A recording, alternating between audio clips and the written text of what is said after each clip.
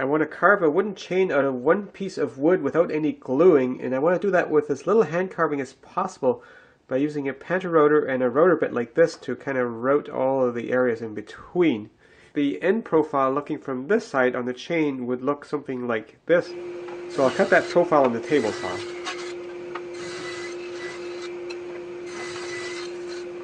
Now I need to route out this H shape between the links, and I'll do that with a panther rotor, and a panther rotor always reduces by 1/2, so I made a 2x printout to make a cutting template for this.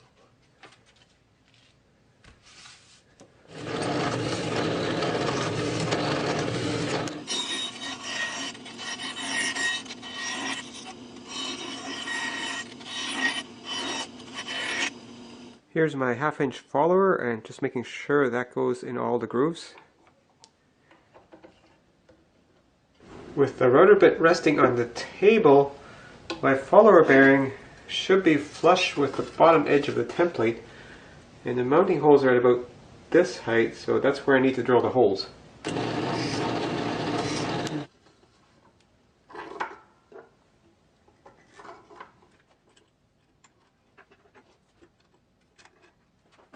With the follower bearing in the top slot, I just barely clear the top of this, and if I put the bearing in the bottom slot, I should be just below.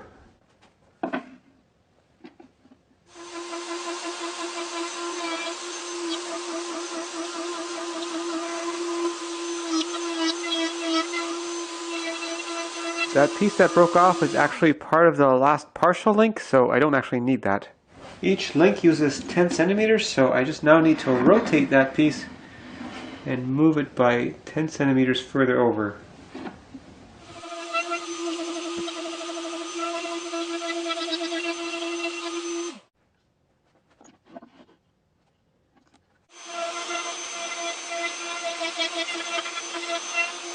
From one link to the next, it's 10 centimeters.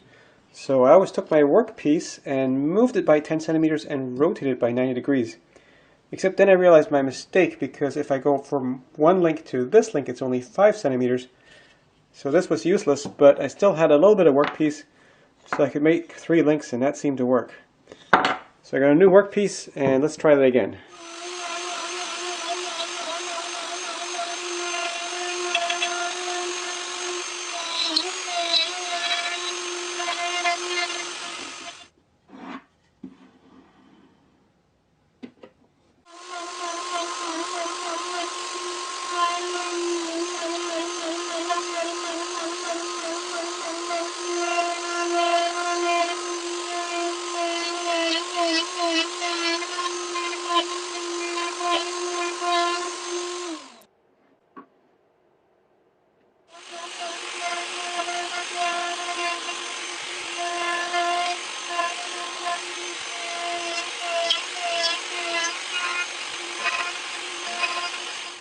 Next, I need to separate the pieces. I need to drill out this part here.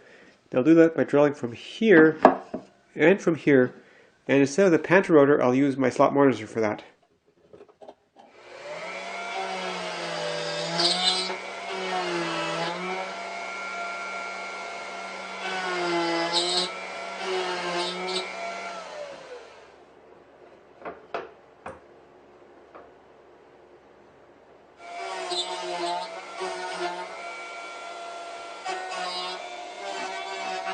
The pieces are separated in here now, and the only thing that's holding them together is because they're joined here and at the end, but I can kind of bend these like that. So next I need to cut these links round. I need to hold these very firm while I'm cutting them because I don't have any support directly under the blade.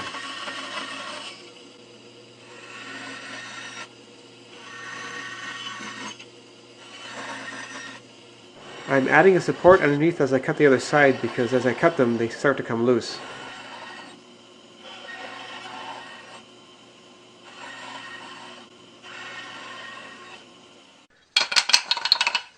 So now I just need to cut these bits out, and it really will be a chain.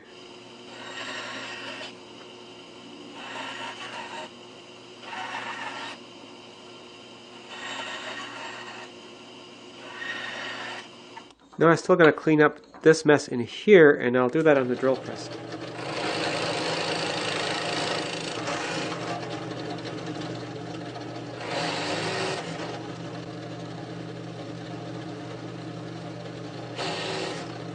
And now comes the sanding. Lots of sanding.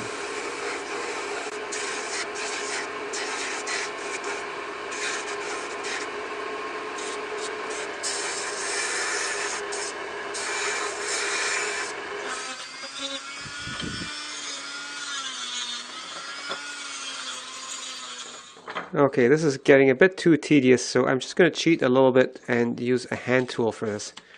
But it could be done with all power tools.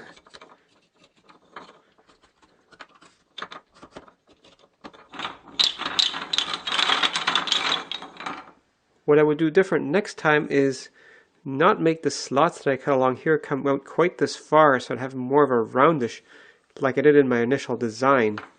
I think the mistake I made here is I cut too much of a gap out between here, and so between here and here I just didn't have enough room for curvature.